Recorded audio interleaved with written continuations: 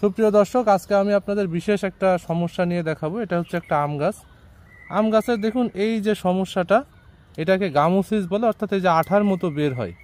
এই যে দেখুন, এই যে আঠার মতো বের হচ্ছে এবং এই ডালটার অবস্থা দেখুন, এই বাকলগুলো এইভাবে খুলে খুলে আসে। এই যে দেখুন, এভাবে খুলে খুলে আসে এবং একটু ট্রাবলসাম। আপনি এখানে স্প্রে করে খুব বেশি কিছু করতে পারবেন না।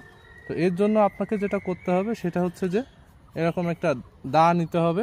দা নিয়ে এই আটাগুলো এইভাবে আপনার চেঁচে ফেলতে হবে। প্রথমে চেঁচে গাছের এই যে সাদা বাকল এই অংশটা বের করে দিতে হবে।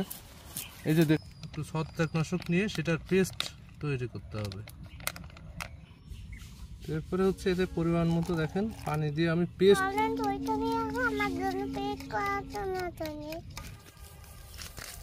আপনারা এরকম একটা ব্রাশ ব্যবহার করতে পারেন।